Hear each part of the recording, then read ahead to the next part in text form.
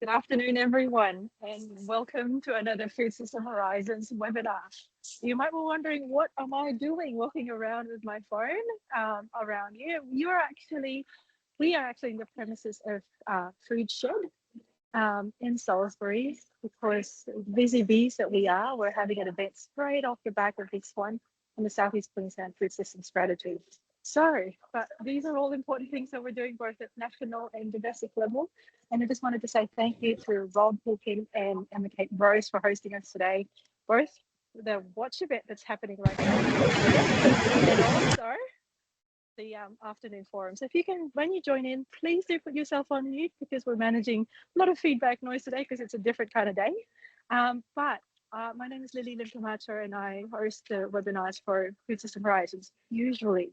But today we have a special host, Laurel McMillan, who's the research director for the sustainability program at CSIRO Agriculture and Food.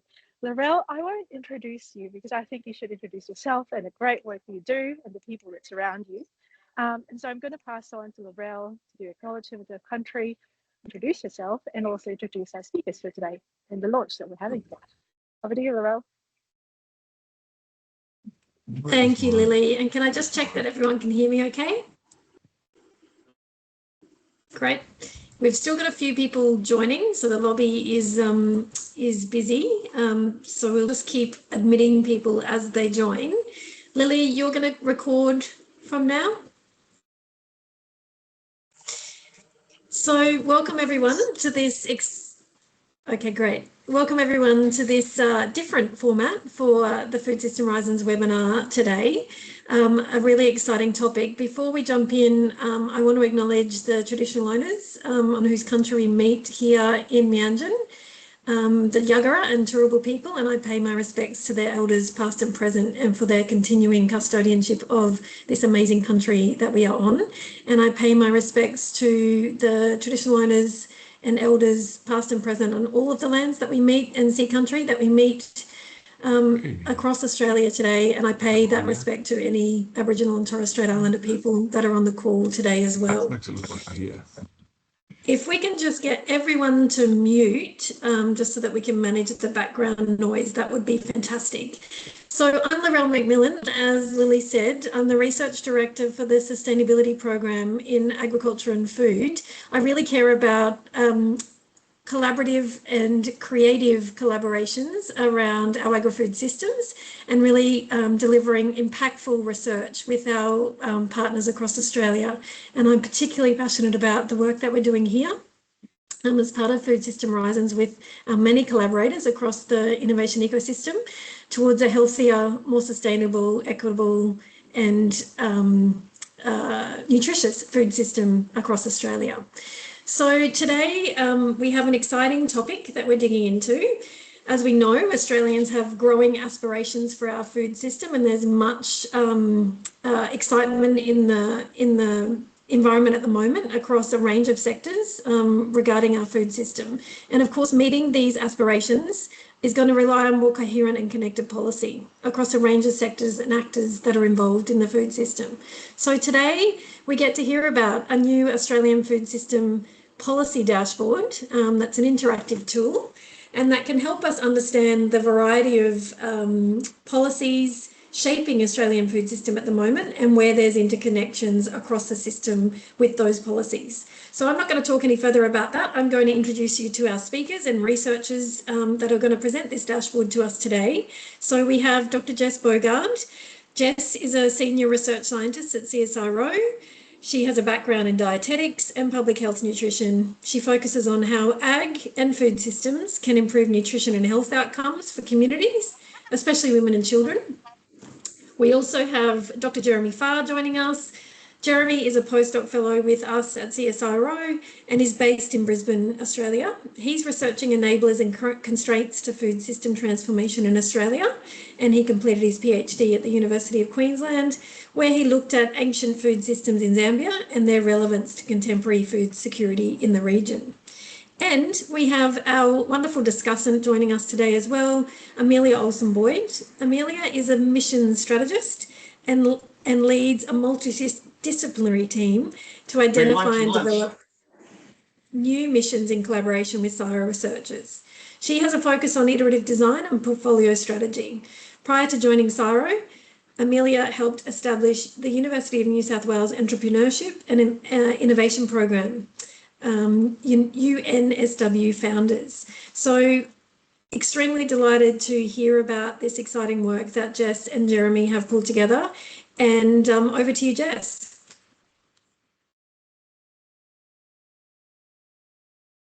Fantastic. Thanks so much, Laurel. Good afternoon, everyone.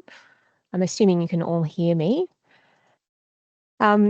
So yes, thanks for the introduction, and yeah, it's a real pleasure to be with you today, presenting on some of the recent work that we've been working on, which is the Australian Food Systems Policy Dashboard. So a big shout out to the team who've been involved in this, Jeremy, who's also going to be presenting today, along with Morgan, Chris, Lily, and Rowan, who I think are all on the call. So hopefully they're also available to chip in with the Q&A session towards the end.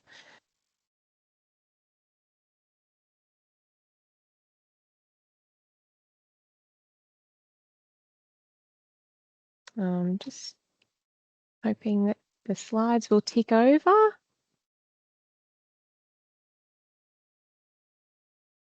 Okay. And I too would like to acknowledge the traditional owners of the lands on which we meet today, which for myself is the Turrbal and Yagara people, and I pay my deepest respects to their elders, past and present. So I'm going to start off today with, how this project started off actually, which is originally a much narrower sort of question about the nutrition challenge in Australia, which of course reflects my area of expertise as a public health nutritionist. So I'll start there and take you then on a little bit of a journey in terms of how this evolved into something which has, I think, much broader applicability across a range of disciplines that are involved in food systems. So firstly, as many people will know, unhealthy diets are a major challenge in Australia. The pie chart here is just showing you the average Australian diet, and it shows that most Australians don't consume a diet that's consistent with dietary guidelines. The average person consumes about half the recommended quantity of vegetables, whilst we overconsume other food groups like refined grains, some meat products, and essentially junk food. Now, of course, these unhealthy diets have serious implications for health, of course, as well as the economy and society more broadly. For example, unhealthy diets are now the third leading cause of disease in Australia. That's after overweight and obesity and tobacco use. They cost the economy more than $16 billion a year. And we also know that dietary risks are contributing to growing health inequities, where the disease burden from poor diets is disproportionately experienced by the most socioeconomically disadvantaged communities. So people's dietary patterns are, of course, shaped by a myriad of different factors. But one of them, of course, at a very basic level, is what foods are available to them through the food supply, which has implication then for what foods are affordable, accessible, etc. Now, when you look at Australia's food supply through a nutrition lens, in terms of the diversity of food groups that are required for human health, many people would be surprised to know that actually our domestic food production and supply is nutritionally inadequate in certain food groups. This slide is showing some new analysis from a colleague, Yuba Subidi, who I believe is on the call as well, which will be forthcoming in a publication.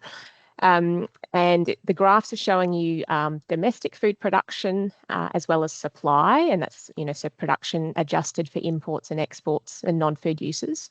And we compare that volume of food to the amount that would be required for the whole Australian population to eat a diet consistent with dietary guidelines. So basically, above the blue dotted line is an oversupply, and below the blue dotted line is an undersupply. And you can see from that top row there, those different groups of vegetables that are essential for healthy diets. We're only producing or supplying around half of what's required for people to consume a healthy diet. Now, of course, it's not a criticism of the agriculture sector. It's simply there to kind of highlight the discrepancy or the fact that this is a system that was designed with very different goals in mind. Goals around, Australia's comparative advantage in producing certain food crops like livestock, like wheat, grains and cereals, and supplying those to export markets. So as a nutritionist looking at this kind of information, I'm really interested in this question about, is there opportunity to bring these sectors closer together to better align their goals so that we might achieve some positive outcomes for nutrition and health? And talking with a number of colleagues around this over a period of time, particularly those involved in the Food Systems Horizons initiative, we quickly sort of became, I think, bogged down in the complexity of that question.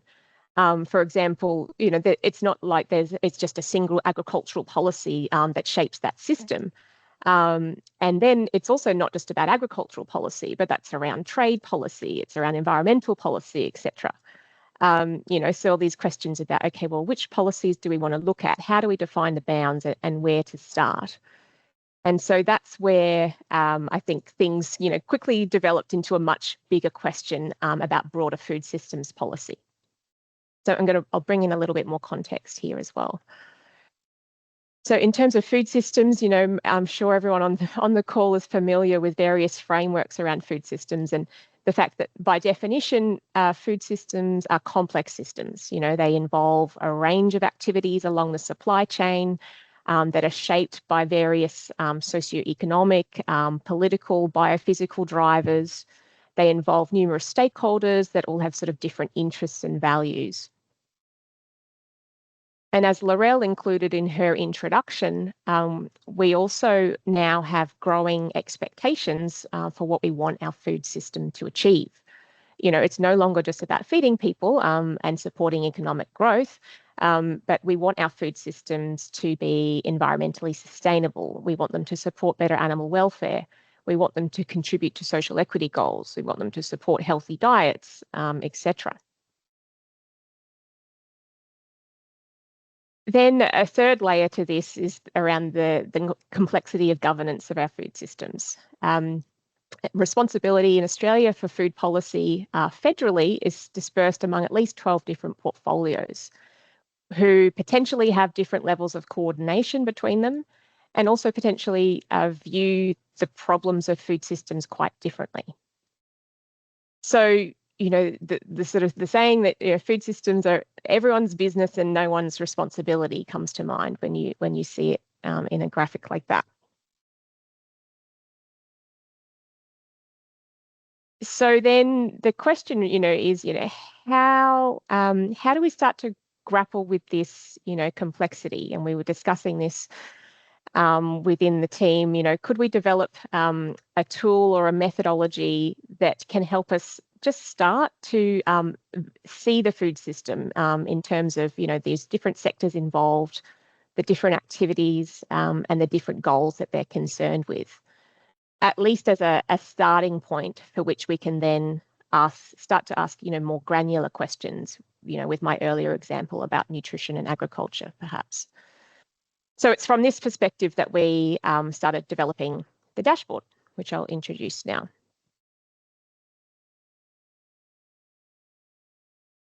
So what is the dashboard? It's an interactive tool. It's on our webpage. It's live for people to have a look at now. And the intent is that you can start to visualise and explore federal level policies that are currently shaping the Australian food system. Currently, it includes 56 policies across 12 different portfolios. And the key thing that it does, I guess, is it maps all of these policies according to two key aspects. The first is the food system activity that the policy is aimed to influence, and that's shown on the left of the Sankey diagram. And the second part is the type of outcome or the goal that policy activity has across economic, environmental, social, or health and nutrition goals. So for each of these aspects, the activity or the outcome, we also map to a second tier of level of detail, which I'll go into. The other aspect to note, along the bottom of the dashboard, you can see some additional filters. So each policy is mapped according to these sort of attributes, which help in sort of filtering or looking at a different collection of policies. So we look at the government portfolio that is responsible for that policy, the target population, if there is a specific group that the policy is targeted at, the region in terms of urban, rural, or remote areas, as well as the type of policy. So in terms of, whether it's legislated, whether it's a guideline, whether it's a strategy, those kinds of things. So just briefly, in terms of how it was developed, so firstly, it involved identifying relevant food system policies through a literature search, and we were building on some existing literature reviews. Then the biggest part was, I guess, developing the ontology for how to examine the activities and outcomes. And so for that, we were drawing from existing food system frameworks, in particular the HLPE food system framework, and then the Van Berkom framework, which is listed here. For anyone who's interested, works in this space, there are about 1 million different food system frameworks out there. And we found that none of them were quite perfect for our, for our purposes. It was, trying to get a balance between sufficient detail that it would allow us to kind of map the policies and activities in a way that was sort of useful without getting too bogged down and making it overly complicated. And then the third step was simply, it was sort of a manual process of going through each of those policies, mapping them against the ontology, basically in a big master Excel spreadsheet. And then the fourth part, which I had no part in whatsoever, but have an incredible, team of IT people that were involved, where they were able to convert that sort of spreadsheet into the visualization in a Sankey diagram that you can interact with, that you can see on the website. So just briefly, a little bit more on that ontology that I was mentioning. So I said that both food system activities and the food system outcomes were mapped into sort of 2 tiers. So for the food system activities, you can see here the ones along the top are the 5 categories that you could see on the landing page of the dashboard. So the central component of that is the food supply system, or what many of us will be familiar with as the typical value chain in terms of agricultural production, storage and transport, food processing and transformation, food retail and food consumption. And then the other ones around that are, factors or activities supporting an enabling environment in terms of transport networks or research infrastructure, for example. The food environment and its characteristics in terms of food labelling, nutritional quality and taste, physical access to food, and the marketing or promotion around food. We had business services, which was including, for example, extension services or financial services for the private sector. And then the final one was consumer characteristics in terms of factors that will determine people's food choice around their knowledge, time, preferences, purchasing power, etc. And then in terms of the food system outcomes, so we have our broad categories along the top. And so economic outcomes, but then sort of further broken down into trade and markets, labour and wages, and income and profits. The nutrition and health outcomes are further broken down into food safety, healthy diets, and obesity and non-communicable diseases. The environmental one was the one that had the most detail in terms of different categories around fossil fuels or greenhouse gas emissions, biodiversity, climate change, food waste, etc. And then social outcomes in terms of food security, livelihoods, and equity. And so there's a glossary on the webpage that sort of talks about how those different categories have been defined. So this is just some pretty broad brush results from that sort of mapping exercise. So you can see in terms of where the policies mapped according to the activities and outcomes. So on the left there, you can see all of the policies were in some way mapped to that central food supply chain. And then in terms of outcomes, potentially what we might expect was that the majority of policies were concerned with economic outcomes, while there was much fewer concerned with the social outcomes. Now, I think Jeremy and I in particular, we were quite eager to look at some of these numbers when we first completed it, and then quickly kind of realized that I think the utility of the tool is not so much in looking at all of them together, but more about being able to filter and drill down and sort and look at sort of combinations or get a short list of policies as they relate to a particular activity or outcome. So Jeremy will speak to that a little bit in a moment. But before I hand to him for a demo, just a couple of key considerations in terms of the methodology or how the dashboard was developed. So firstly, each policy can, of course, map to multiple activities as well as outcomes, as is the nature of most policies. The second point there is that no distinction was made between a primary activity or outcome and a secondary one. So this was a tricky one that we had a lot of conversations about, and in the end, made an active decision to do it in this way. So what I mean by that is if you're reading a policy document and you might feel like, 90% of it is focused on a particular, like let's say a nutrition outcome, but we didn't, but it has some mention of environmental outcomes. Well, that will just get a tick in both boxes. We didn't make any distinguish between a primary or secondary outcome. I guess the reason for that, was that it reduces the subjectivity in terms of determining what is a primary or secondary focus. But I think more importantly, it was around casting the net widely. So if our question was around wanting to identify a short list of policies that are concerned with environmental outcomes, for example, if any policy document mentions that, they get a tick in that box, and then that allows us to use the dashboard to filter and find that list of policies, and which then you can do your more granular analysis on those based on your particular question. The third point there is around that, the mapping is based on the content of the policy document. So we don't consider to what extent a policy was implemented or how effective that policy may have been. The fourth point there is in terms of the policies that are included. We were including policies that we felt met our definitions in terms of food systems, activities, and outcomes. But as we know, it's very difficult to draw clear lines around the boundaries of food systems. And so no doubt there's potentially other policies that have not been included that could be, depending on your interpretation of what's central to a food system.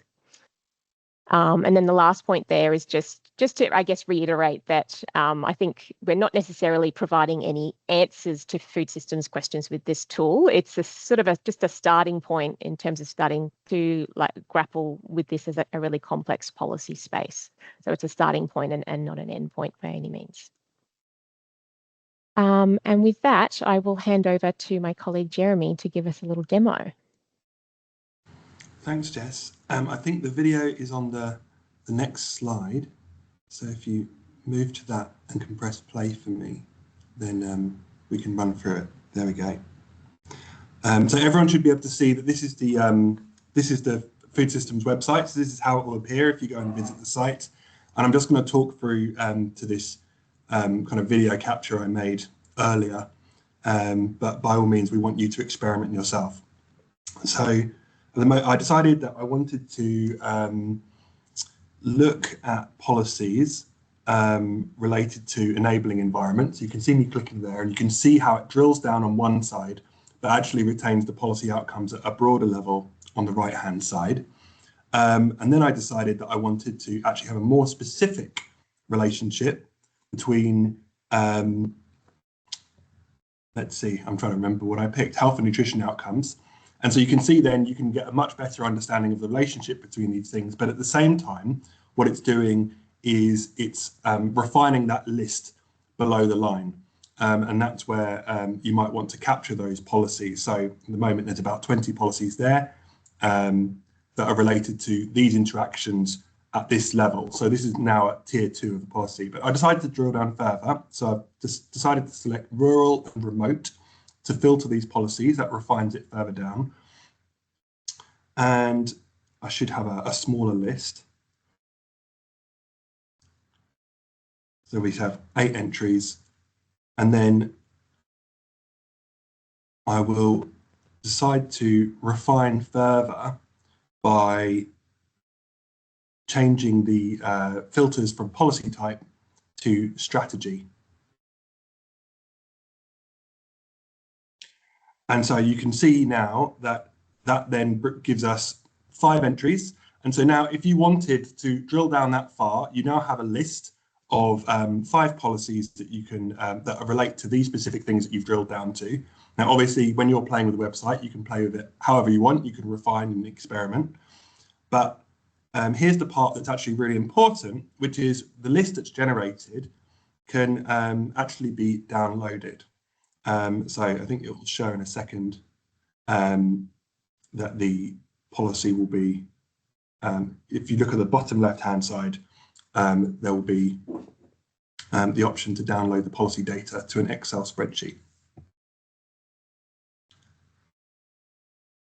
Is the video paused?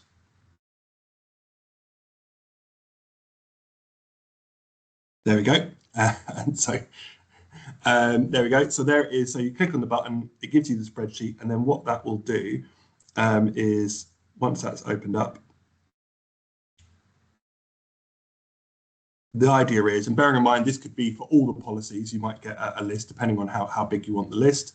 You'll get the policy description, you'll get the name of the policy, you'll have the portfolio, and you'll also have the hyperlink. So if you want to then go and drill down into the policy yourself, or have that list of hyperlinks to save you time.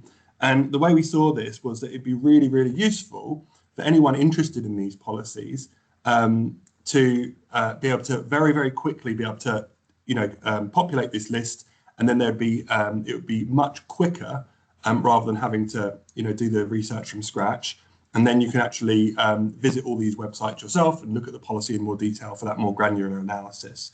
So that was the that's the full functionality of the tool. But obviously, we encourage you to go and experiment yourself.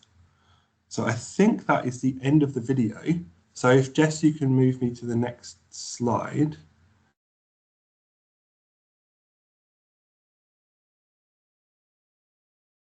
So one of the things we realized in the process is, as Jess was mentioning earlier, we started off with this focus that was really for us. It was that Jess was very interested in these kind of nutrition policies and how they fit in with the larger questions about food systems and how they interact with these different policies. But as we developed the tool, we realized there was actually quite a few applications for the way we designed this dashboard. So potentially we could have, in terms of this dashboard, we could have additional policies and filtering criteria for more different types of cross-cutting analysis. That we could, one thing we would really love to do is incorporate state and local government policies so that we could actually build in more vertical coherence, or see vertical coherence between policies rather than just horizontal. So right now we're looking at federal policies only, but actually there's obviously would be great utility to see how, say, state and local government policy could connect to federal policy. And that would provide a whole different perspective, and that kind of feeds into this idea of the ways that we can see policy actually in action and how it all connects together. So in terms of the primary focus of activities and outcomes, obviously we can adapt these as we need to based on different priorities we have, and that we could absolutely build a similar tool for other complex policy spaces. We kind of realized that actually the very kind of bones of the tool actually provide lots of flexibility for people who have different focuses on different things. So for example, circular economy or renewable energy. So if we could just move to the next slide. And so I just want to make some kind of final points about further considerations for how people might approach building a tool. So people on the call who are thinking about, oh, maybe I want to do this myself. These are the things we would say you should really be thinking about most, which is using the most suitable frameworks or ontology for the purpose of the task. Now, one of the things that we're talking about here with this image of the duck and the shed is you need to consider whether you want a tool that does a very, very specific function, or whether you want something that has greater levels of interoperability. And so that's the idea of, if you're going to have a building that's shaped like a duck that has a very specific purpose, this comes from kind of architecture studies, or whether you want a decorative shed. So the idea is that you can have something that's obviously has a very specific purpose and can't be adapted easily, but might be perfect for what you need, or something which is more adaptable. But obviously that means that you have to sacrifice some of the specificity. To do this, in our case, we were our own customer. So we were looking for our own outcomes, and that gave us a lot of flexibility. But that if we were looking outwards and thinking about what a client or a public audience would need, or different users, that we'd need to take a participatory design approach to ensure that their needs are being served. And I think that's it. So I'll throw back to Jess.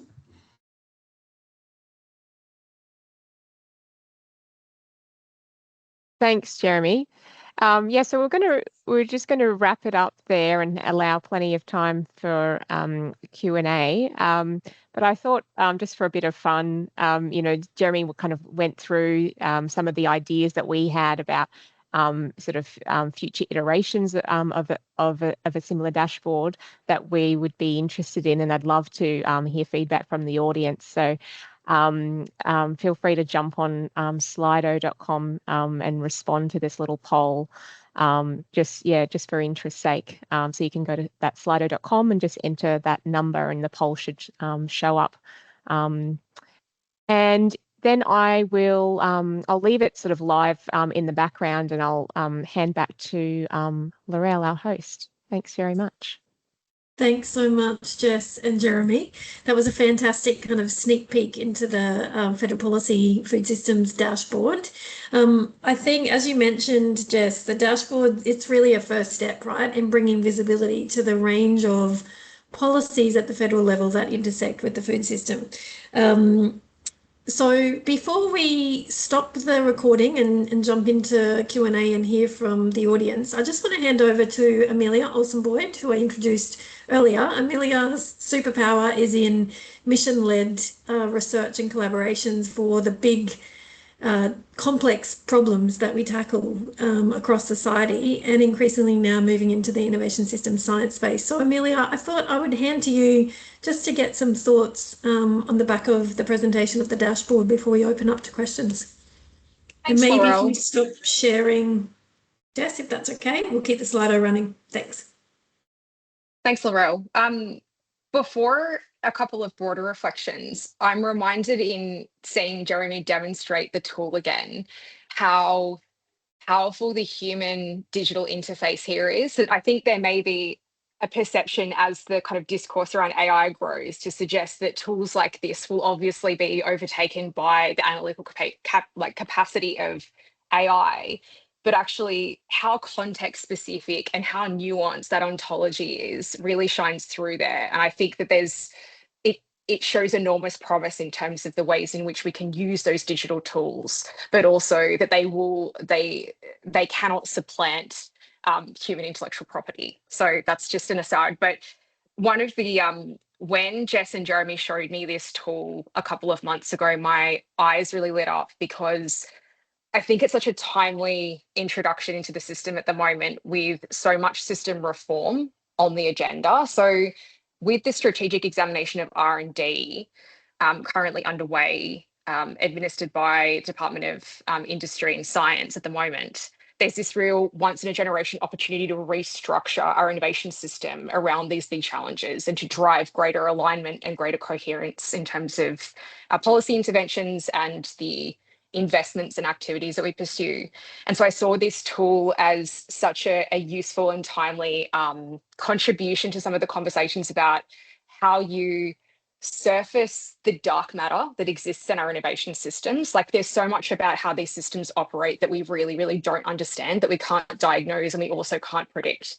And so I figured, I really thought this tool could be a really useful intervention into that. And just to ground that in a couple of examples of how I could see this being operationalized, and then I'd be really curious to see how others think it could be operationalized. Two analytical uses, one around foresighting, which is, if we don't know what this dark matter in the system is, we don't really know what interventions are going to be required or where interventions that we're pursuing are going to get tripped up. So I think it's incredibly useful in that context. It's useful to help us understand the intersections and the boundaries between different systems. So what you guys have been able to elucidate with the tool so far is that there are all of these federal departments, all of whom have different instruments that they're pursuing, all of whom are requiring different kinds of outcomes from these policies. And so just surfacing the level of complexity there and the level of interdependence, I think, is enormously useful. And then in terms of capability uplift, there are two ways that I see this tool being operationalized, one of which is, in our experience of running missions within CSIRO, one of the things that we kept getting tripped up on was we would have a great idea, a great piece of tech that we would be seeking to deploy and scale. And only in the process of doing that deployment and scaling would we encounter a series of regulatory and policy barriers that we didn't know existed. And so it really slowed down the capacity to effectively accelerate our solutions. And so I think if you could build this tool into part of your exercise of mapping out what your pathways are, what investments and activities you're going to pursue, then it could really help to head off some of those problems of the past and speed up the uptake into systems of use. And then I think the final thing that is really powerful about it that I just wanted to mention was as an artifact to take to stakeholders and to show them in a really context-specific way, in a way that lands with them, that makes sense to them, what these complex systems look like in practice. And so this is a tool that reveals to policymakers the spaces that they're actually dealing into rather than what they might imagine it looks like. So I just think it's an incredibly useful. We talk a lot about these complex systems, and this is revealing it to stakeholders. But Laurel, I'm really curious to see what the room thinks potential uses for this tool would be. So I'll throw back to you. Great. Thanks so much, Amelia, for those thoughts. I think, Lily, we're right to stop the recording now so that that can be visible for others that are interested in catching up. Over to the floor. Feel free to use your hand